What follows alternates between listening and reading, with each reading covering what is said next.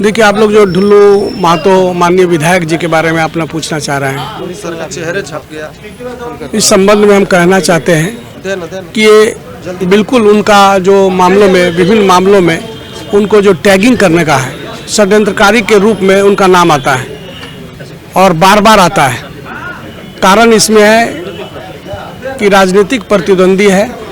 कुछ लोग राजनीतिक विपक्षी दल के लोग हैं, वो जुड़े हुए हैं और वो लोगों को तैयार करके, खड़ा करके, कोई भी घटना हो ना हो उसमें जो भी व्यक्ति आते हैं उसमें ढुल्लू महतो को कहा जाता है कि उन्हीं का आदमी है। और इस संबंध में हम लोग स्पष्ट रूप से बता देना चाहते हैं कि ढुल्लू महतो यदि गलत आदमी होता या गलत काम करता तो लोग उसको नकार देते, दुत्कार देते। हम ये अच्छा शब्द बोल रहे हैं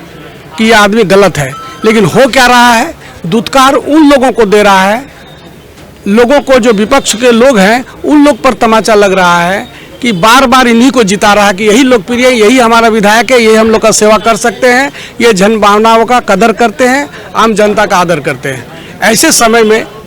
ऐसे समय में लगातार कई केस इनके विरुद्ध में किया गया और कई केस में इनको रिहा भी कर दिया गया, निर्दोष पाकर रिहा कर दिया गया। और कई कहा कि उनको फंसाया जा रहा, केस दायर किया जा रहा है, कौन ऐसे लोग जो हम तो बता दें, राजनीतिक प्रतिद्वंदी जो उनसे चुनाव में हारता है वही लोग करता है। सरकार उनका है, एसएसपी जो हैं वो पहले डीएसपी थे, तो डीएसपी के समय में इनके विरुद्ध में विधानसभा में आवाज़ उठाया था भ्रष्टाचार के विरुद्ध में, उस समय भी वो केस किए थे और उसी समय का केस सब चल रहा है। और अभी जब एसएसपी बन के आ गए तब खुला हाथ हो गया, जितना चाहे उतना केस करें।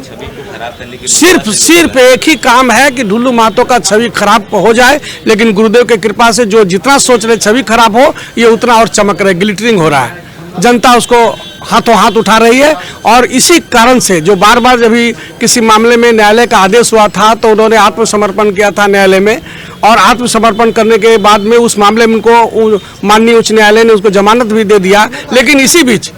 जो पुराने नए केसेस को करा करके लगभग 5-6 केस एकदम तुरंत नया, और उस समय 41 धारा का सीआरपीसी का नियम है कि उसे पूछताछ करना, मौका देना, जांच करना, और जांच भी नहीं कर रहा है और उस सब केसेस में रिमांड किया जा रहा है। तो इस तरह से गलत काम पुलिस के द्वारा हो रहा है और सब केसेस में कहीं पर उस पर नहीं है कि ये उपस्थिति था घटनास्थल में, किसी को मारने को उकसा रहे थे, कुछ घटना के बारे में बोल रहे थे, लेकिन ये ढुल्लू महतो का आदमी कैसे प्रूव कर पाएगा? 120 भी बेबुनियाद है। और अंत में पिछले बार भी 10-11 केस किया था और हम ही लोग उसको डीलिंग किए थे। मैंने केस को न्यायालय में आर्गूमेंट किए थे, हम और माती बाबू थे, तो सारा केस में न्यायालय ने बेल दे दिया, कई केस खत्म के कगार में आ गया बहुत कम समय में। और इस बार भी जब पुलिस का, प्रशासन का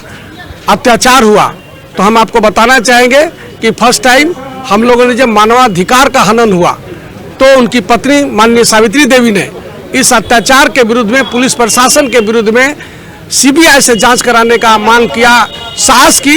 ये जानते हुए कि उनका परिवार, उनका पति जो माननीय विधायक है, परिवार सभी लोग निर्दोष है और पुलिस और राजनीतिक षड्यंत्र के तहत उनको फंसाने का काम कर रहा है। तब माननीय जिला एवं सत्र न्यायाधीश, प्रधान जिला एवं सत्र न्यायाधीश जो ह्यूमन राइट्स कमीशन के चेयरमैन होते हैं, उनकी अदालत में हम लोग सावित्री देवी ने आवेदन दे करके सीबीआई, एसीबी जो भी संस्था हो, जांच का मांग कर रहा है और जो दोषी है उस पर कार्रवाई का भी मांग कर रहा है। और हम लोग इतने आश्वस्त हैं, उनकी पत्नी इतनी आश्वस्त है कि ये दूध का दूध, पानी का पानी विचार हो जाएगा। अगर स्वतंत्र एजेंसी अगर इसको जांच करेगा तो पता चलेगा, एक नया चीट और मिलेगा। जो विरोधी ताकत के लोग या प्रशासन के लोग जो इनका छवि को धूमिल करने का प्रयास कर रहा है वो बिल्कुल निर्दोष साबित होगा और पता ये चलेगा कि ये उन लोगों के षड्यंत्र के कारण ढुल्लू महतो को बार बार केस में फंसाया जा रहा है। हम ये कर रहे हैं। राधे श्याम गोस्वामी, अधिवक्ता, धनबाद व्यवहार न्यायालय।